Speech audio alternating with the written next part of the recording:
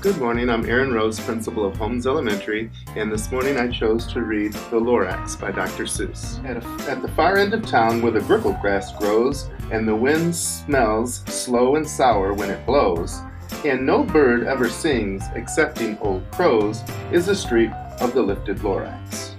If you look deep enough, and deep in the grickle grass, some people say, if you look deep enough, you can still see today where the Lorax once stood just as long as it could before somebody lifted the Lorax away. What was the Lorax, and why was it there, and why was it lifted and taken somewhere? From the far end of town, where the grickle grass grows, the old Onceler still lives here. Ask him, he knows. You won't see the Onceler. Don't knock at his door. He stays in the lurkin, cold under the roof, where he makes his own clothes made of muffled moof. And on special dank midnights in August, he peeks out of the shutters, and sometimes he speaks and tells how the Lorax was lifted away. He'll tell you, perhaps, if you're willing to pay. On the end of a rope, he lets down a tin pail, and you have to toss in 15 cents and a nail and the shell of the great-great-great-grandfather's snail. Then he pulls up the pail, makes most careful count to see if you paid him the proper amount. Then he hides what you paid him away in his snoof, its secret strange hole. Then he grunts, I'll call you by whisper-a-phone, for the secret I'll tell you for your ears alone. Down slips the whisper-a-phone to your ear. The old Onceler whispers are not very clear. Since they have to come down through a snurgly hose, it sounds like he had smallish bees up his nose. Now I'll tell you, he says, with teeth sounding gray, how the Lorax got lifted and taken away. It all started way back, such a long, long time back. Way back in the days when the grass was still green, and the pond was still wet, and the clouds were still clean, and the song of the swami swans rang out in space. One morning I came to this glorious place, and I first saw the trees, the truffula trees, the bright-colored tufts of the truffula trees, mile after mile in the fresh morning breeze. And under the trees I saw brown barbaloots, frisking around in their barbaloot suits as they played in the shade and ate truffula fruits. From the rippleless pond came the comfortable sound of the humming fish humming while splashing around. And those trees, those truffula trees, all my life I've been searching for trees such as these. The touch of their tufts, much softer than silk, and they had the smell of sweet, fresh butterfly milk. I felt a great leaping, a joy in my heart. I knew just what to do. I unloaded my cart. In no time at all, I had built a small shop, and then I chopped down a truffula tree with just one chop. With the great skillful skill and the great speedy speed, I took the soft truck and I knitted a thneed. The instant I finished, I heard a gazump. I looked, I saw something pop out of a stump of the tree I had chopped down.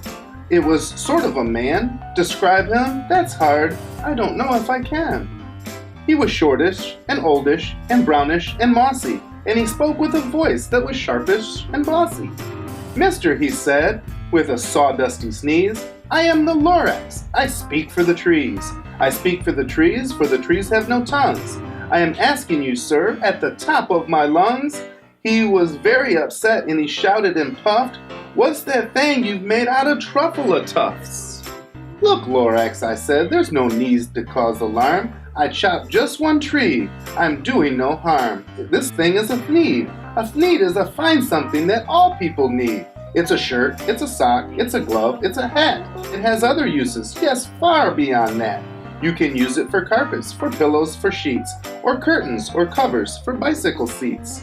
The Lorax said, Sir, you are crazy with greed. There is no one on earth who would buy that foolish thneed. But the very next minute, I proved he was wrong. For just that minute, a chap came along, and he thought that the thneed that I knitted was great. He happily bought it for $3.98. I laughed at the Lorax, you poor stupid guy. You can never tell what some people will buy. I repeat, cried the Lorax, I speak for the trees. I'm busy, I told him. Shut up if you please. I rushed across the room and in no time at all built a radio phone and put in a quick call.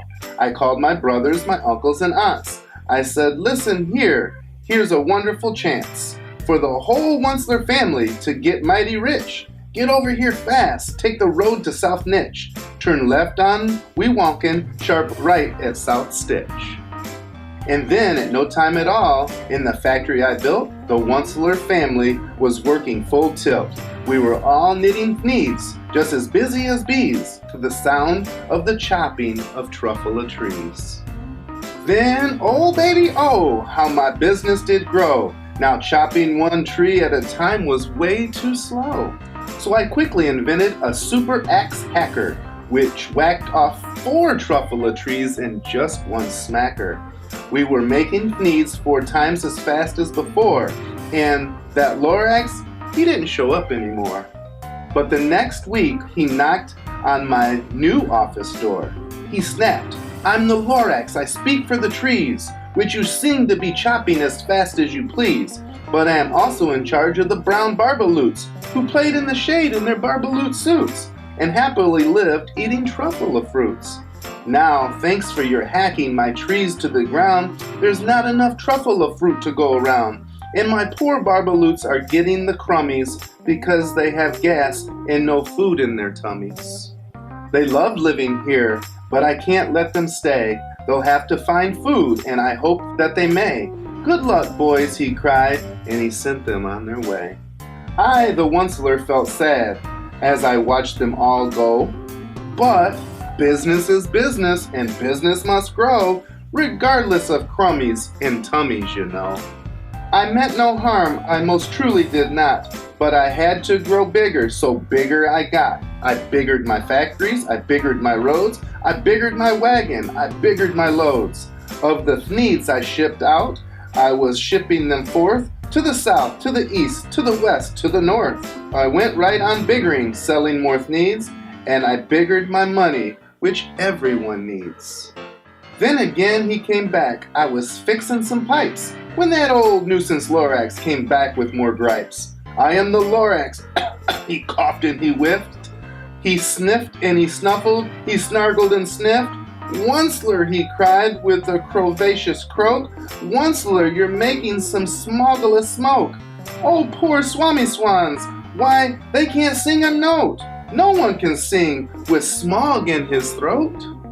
And so, said the Lorax, please pardon my cough. They cannot live here, so I'm sending them off. Where will they go? I don't hopefully know. They may have to fly for a month or a year to escape from the smog who's smogged up around here. Once more he snapped, the Lorax, his dander was up. Let me say a few words about Gluppity Glup. Your machinery chugs on day and night without stop, making glippity glup and sloppity slop. And what do you do with this leftover goo? I'll show you, you dirty old Onceler man, you. You're glumping the pond where the humming fish hummed. No more can they hum, for their gills are all gummed. So I'm sending them off. Oh, their future is dreary. They'll walk on their fins and get woefully weary in search of some water that isn't so smeary. And then I got mad. I got terribly mad. I yelled at the Lorax, now listen here, Dad. All you do is yap and say bad, bad, bad, bad. Well, I have my rights, sir, and I'm telling you, I intend to go on doing just as I do. And for your information, you Lorax, I'm figuring on biggering and biggering and biggering and biggering, turning more truffula trees into needs, which everyone needs. In that very moment, he heard a loud whack. From outside the field came a sickening smack. An axe on a tree, where we heard the tree fall, the very last truffula tree of them all. No more trees, no more needs, no more work to be done. So, in no time, my uncles and aunts and everyone all waved goodbye. They jumped into my cars and drove off under the smog-smothered skies. Now all that was left 'neath the bad-smelling sky was a big empty factory, the Lorax and I. The Lorax said nothing, just gave me a glance, just gave me a very sad, sad backward glance, and he lifted himself up by the seat of his pants. And I'll never forget the grim look on his face when he hoisted himself and took leave of this place, through a hole in the smog without leaving a trace. And all that the Lorax left here in this mess was a small pile of rocks with one word, unless. Whatever that means, well, I just couldn't guess. That was long, long ago, but each day since that day, I've sat here and worried away. Through the years, while my building was falling apart, I've worried about it with all of my heart. But now, says the Onceler, now you're here. The word of the Lorax seems perfectly clear. Unless someone like you cares a whole awful lot, nothing is going to get better. It's not. So, catch all the Oncelers. He lets something fall. It's a truffula seed. It's the last one of all. You're in charge of the last of the truffula seed. The truffula trees are what everyone needs. Plant a new truffula. Treat it with care. Give it clean water and feed it fresh air. Grow a forest. Protect it from axes that hack. Then the Lorax and all of his friends may come back. It's a picture of the Lorax. The end.